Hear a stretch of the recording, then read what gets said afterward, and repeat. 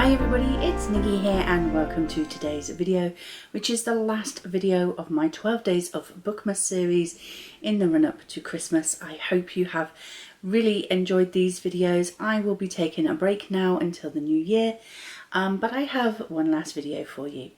So today I want to talk about the poem "Twas the Night Before Christmas." I'm going to give you a little bit of history and then I'm going to read you the beautiful Christmas poem that every child will be listening to tonight before Christmas Eve. So the poem was originally titled "A Visit from St. Nicholas," and it was first published anonymously on December 23rd, 1823 in a Troy, New York newspaper called The Sentinel. It wasn't until 1837 that Clement Clarke Moore accepted credit for writing "A Visit from St. Nicholas." He reportedly wanted to keep his authorship private as he was a professor at the time and the piece wasn't considered a scholarly work. Moore is said to have based his vision of Santa Claus on both St. Nicholas and a local Dutch handyman where he lived in New York. Now, Moore is the one credited with creating the modern day image of Santa Claus that we know and love today. The big, fat, jolly old man. Prior to that, he was actually more known as a skinny sort of man who would visit homes to deliver presents to young children. Now, there are 4 handwritten copies of "A Visit from St. Nicholas," or "Twas the Night Before Christmas," that are known to exist, and with 3 in museums, one purchased at auction by an anonymous media mogul for $280,000 in 2006. It's a lot of money for a handwritten poem. Now, there was some controversy when this poem was published, as there was some people that believed that Henry Livingston Jr. was the author of "Visit from St. Nicholas, Twas the Night Before Christmas," because they believed it was more in his writing style rather than Moore's writing style. However, there was evidence to prove that Moore did actually write it. Now, Clement C. Moore, he was writing a Hebrew dictionary at the time, so you can understand why he didn't want to be seen as writing a Christmas poem for children.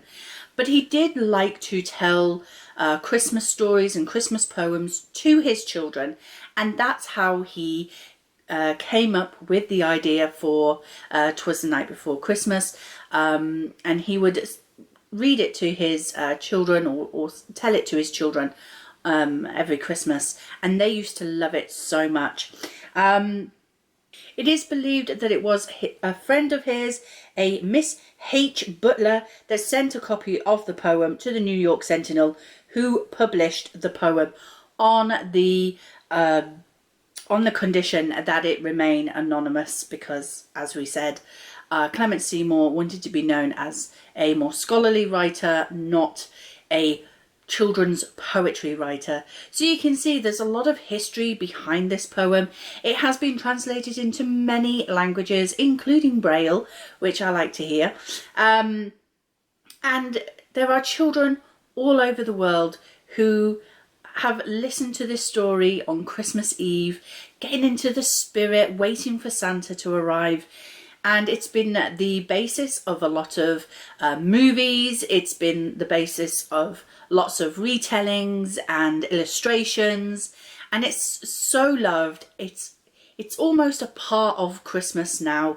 You can't go anywhere at Christmas without hearing or seeing something to do with this beloved poem. So I am going to read it to you today.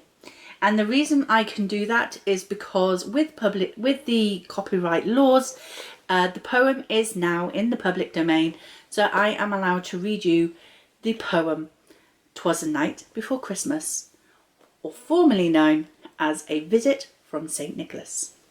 "'Twas the Night Before Christmas" by Clement Clarke Moore. 'Twas the night before Christmas, when all through the house not a creature was stirring, not even a mouse. The stockings were hung by the chimney with care, in hopes that St. Nicholas soon would be there. The children were nestled all snug in their beds, while visions of sugar plums danced in their heads. And Mamma in her kerchief, and I in my cap, had just settled our brains for a long winter's nap. When out on the lawn there rose such a clatter, I sprang from the bed to see what was the matter. Away to the window I flew like a flash, to open the shutters and threw up the sash. The moon on the breast of the new-fallen snow gave the lustre of midday to objects below, when what to my wondering eye should appear but a miniature sleigh and 8 tiny reindeer. With a little old driver so lively and quick, I knew in a moment it must be St. Nick. More rapid than eagles his coursers they came, and he whistled and shouted and called them by name. Now Dasher, now Dancer, now Prancer and Vixen, on Comet, on Cupid, on Donder and Blitzen, to the top of the porch, to the top of the wall, now dash away, dash away, dash away all.